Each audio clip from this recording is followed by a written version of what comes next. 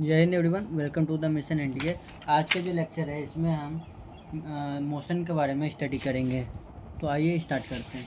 तो इसमें जो है हम पाथफाइंडर का यूज़ करेंगे।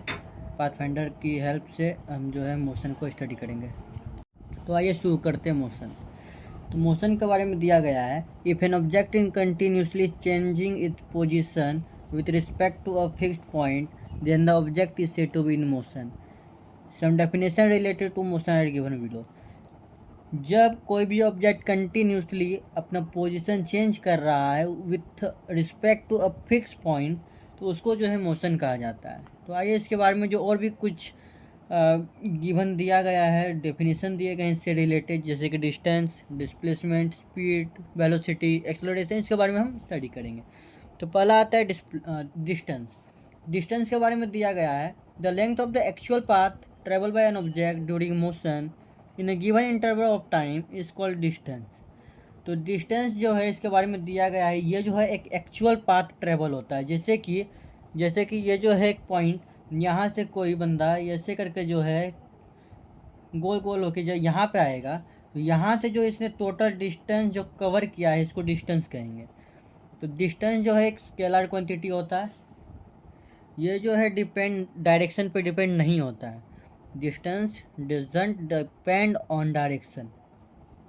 वही जब हम बात करेंगे डिस्प्लेसमेंट के बारे में, तो ये आता है shortest distance between initial and final position of any object during the motion, इसको डिस्प्लेसमेंट ऑफ द ऑब्जेक्ट। जैसे कि हमने बात किया ये डायग्राम का, अगर कोई बंदा इतना घूम के ना जाए कि डायरेक्ट यहाँ से जो है ये ए पॉइंट है, ये बी पॉइंट है, डायरेक्ट अगर जो बंदा यहाँ से बी पॉइंट पे जाता है तो इसको जो है डिस्प्लेसमेंट कहेंगे।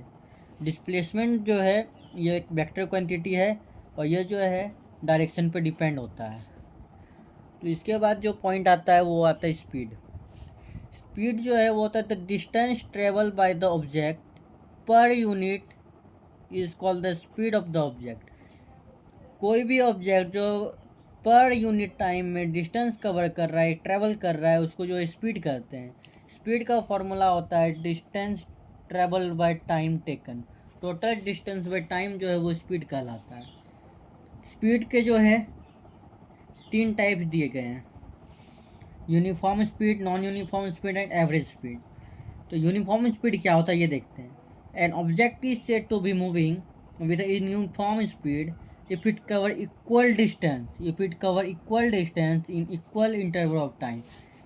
जब भी कोई ऑब्जेक्ट इक्वल डिस्टेंस जो है इक्वल इंटरवल ऑफ टाइम में कवर करेगा, जैसे कि कोई अगर जो 20 की स्पीड से जा रहा है, जो है बाकी भी डिस्टेंस जो है 20 की स्पीड से कवर करेगा, तो उसको क्या कहेंगे? तो उसको कहेंगे हम यूनिफॉर्म स्पीड। इसके बाद आता है नॉन यूनिफॉर्म। नॉन यूनिफॉर्म में जो इसका ठीक उल्टा होता है। ये देखिए, equal distance in unequal interval of time और unequal distance in equal interval of time. जैसे कि कोई ऑब्जेक्ट 20 के स्पीड से जा रहा था, अचानक वो 25 कर लेगा, अचानक वो 15 कर लेगा। ये जो है अनइक्वल टाइम हो गया। अगर जो यही बात करेंगे यहाँ पे, जैसे कि 20 की स्पीड में ये 2 किलोमीटर जा रहा है, तो यहाँ पे जो 20 की स्पीड में 15 जा रहा था, फिर 3 किलोमीटर हो जाएगा, 1 किलोमीटर ऐसे होगा। फिर आता है एवरेज स्पीड। एवरेज जो होता है टोटल स्पीड के बारे में इसका रेशियो निकाला जाता है। The ratio of the total distance travel by an object to the total time taken is called the average speed. Average speed का दिया गया फॉर्मूला जो है वो है total distance travel upon total time taken, जिसमें कि S1 speed 1, speed 2, speed 3। S जो है यहाँ पे ये स्पीड दिखा रहा है और टी जो है यहाँ पे टाइम है। तो ये जो एवरेज स्पीड का फॉर्मूला होता है। इसके बाद जो है हम बात करेंगे इंस्टेंटेनियस स्पीड के बारे में। किसके बारे में? तो इंस्टेंटेनियस स्पीड। इसका दिया गया है, when an object is travelling with variable speed then the speed to given instant.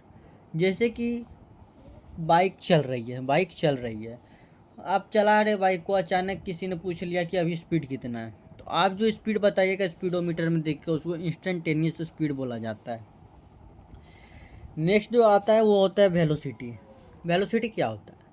तो the rate of change of displacement जो है of N object in particular direction, उसको वेलोसिटी कहा जाता है। वेलोसिटी होता है displacement by time taken.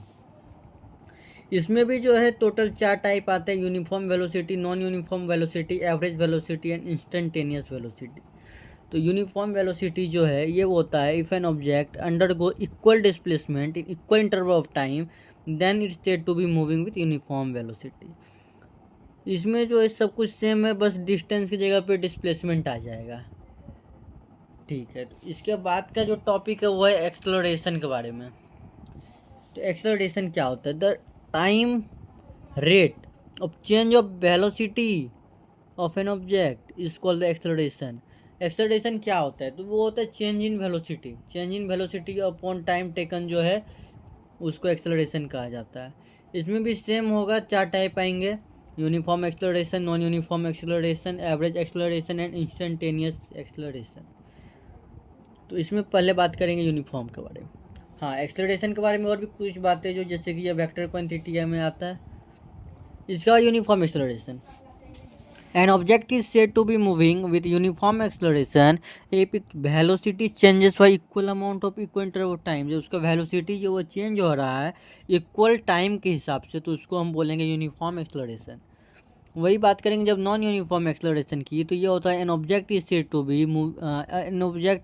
B moving with non uniform और वेरिएबल एक्सेलरेशन इफ वेलोसिटी जो है वो चेंज होगा by unequal amount of in unequal interval of time. वही जब हम बात करेंगे एवरेज एक्सेलरेशन की,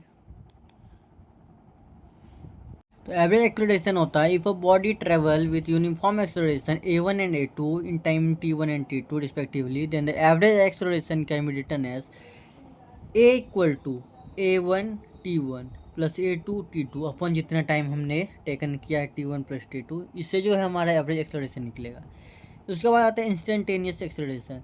एक्सेलरेशन जो है इंस्टेंट टाइम पे जो हम बताएंगे उसी को हम एक्सेलरेशन बोलेंगे, इंस्टेंटेनियस एक्सेलरेशन।